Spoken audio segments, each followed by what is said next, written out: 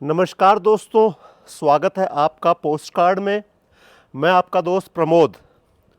दोस्तों, आज एक मुद्दे के बारे में बात करते हैं कि भारत के लोग भारत की नागरिकता क्यों छोड़ रहे हैं। और आप लोग देख सकते हैं कि भारत की अपोजिशन और भारत का जो मीडिया है वो सरकार से बहुत सवाल पूछ रहा है कि अगर आप इतना ज़्यादा विकास कर रहे हैं और भारत इतना आगे बढ़ रहा है तो भारत के लोग इतनी नागरिकता क्यों छोड़ रहे हैं। आपकी जानकारी के लिए मैं बता दूं कि पिछले 2018 से लेकर 2023 तक लगभग 9 लाख लोगों ने भारत की नागरिकता छोड़ दी है। और आपने पार्लियामेंट में भी देखा होगा कि कांग्रेस सरकार ने और विपक्ष ने इसके बारे में उठाया हुआ और मोदी जी से बहुत सारे सवाल पूछे। तो इसकी मैं असलियत बताता हूं कि कैसे ये पूरा नरेटिव जो है वो सरकार के ऊपर दबाव बनाने के लिए और सरकार को बदनाम करने के लिए बनाया जा रहा है। दोस्तों, दुनिया में ऐसा कोई भी इमिग्रेशन का प्रोग्राम नहीं है जिसके अकॉर्डिंग आप एक देश की नागरिकता छोड़ करके दूसरे देश की नागरिकता ले लो। ऐसा कहीं पर भी नहीं है। जैसे भारत का आदमी अगर ये सोचे ना कि मैं भारत की नागरिकता छोड़ करके और अमेरिका की ले लूं, ऐसा पॉसिबल नहीं है। यहाँ तक भी मुकेश अंबानी और महिंद्रा और टाटा भी ये नहीं कर सकते।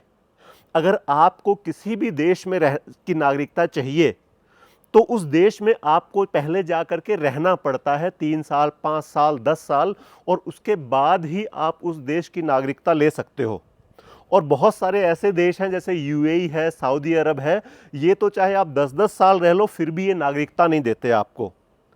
तो फिर ये लोग कौन हैं जो विदेशों की नागरिकता ले रहे हैं और इनको ढाल बना करके अपोजिशन सरकार पे हमला कर रहे हैं।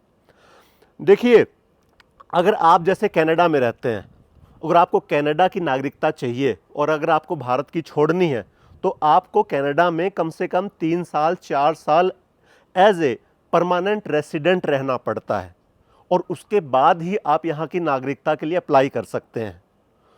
अब ये लोग जो नागरिकता छोड़ रहे हैं ये बेसिकली वो लोग हैं जो पहले से ही विदेशों में रहते थे, 10 साल 15 साल से या 5-6 साल से भी जो विदेशों में रहते थे, ये वो लोग हैं जो नागरिकता छोड़ रहे हैं।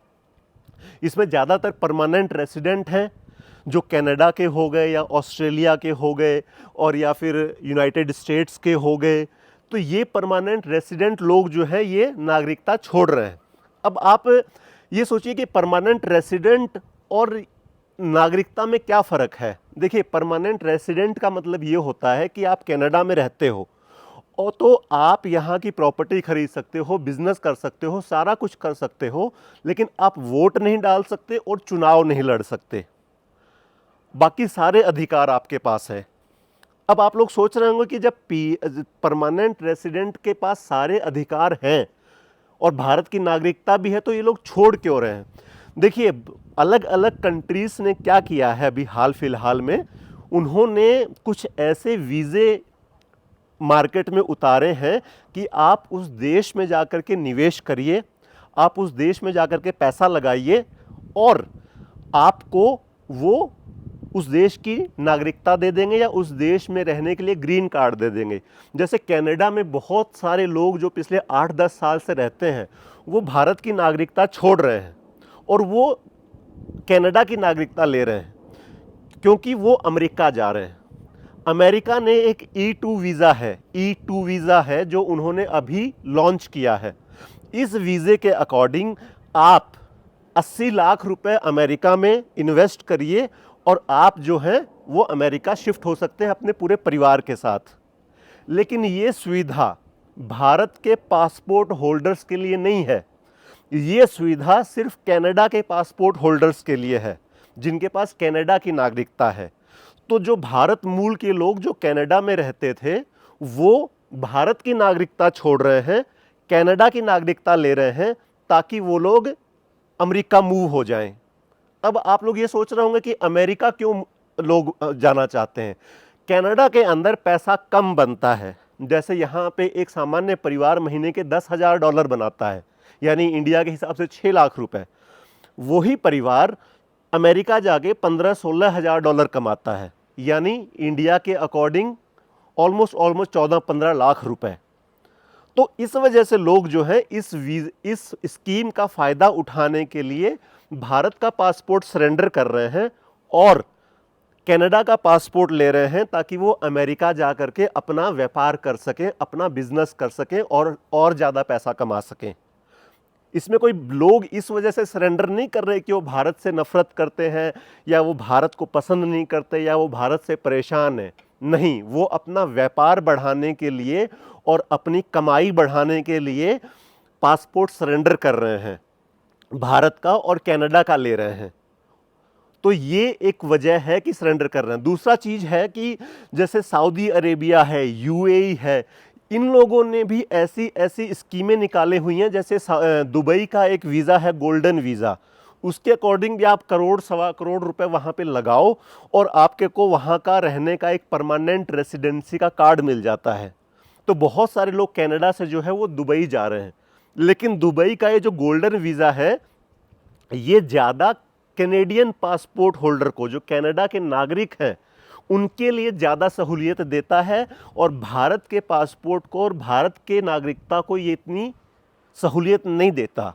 तो जो भारत निवासी हैं, जो कनाडा में रहते हैं, वो भारत की नागरिकता छोड़ करके कनाडा की नागरिकता ले लेंगे और फिर वो दुबई चले जाएंगे और वो फिर उस वीज़े के फ़ायदे उठा सकेंगे। उसके अंदर आप इन्वेस्टमेंट कर सकते हो, बिजनेस कर सकते हो। अब आप लोग ये सोच रहे हो कि दुबई लोग क्यों जा रहे हैं। देखिए, दुबई लोग कनाडा छोड़ के इसलिए जा रहे हैं क्योंकि एक तो भारत के नज़दीक है, दूसरा दुबई इस वक्त एक विकसित है और वहाँ पे पैसा ज़्यादा बनता है। जो आदमी कनाडा में 10,000 12,000 डॉलर कमा रहा है, वही आदमी दुबई में जाके 22,000 डॉलर कमा रहा है।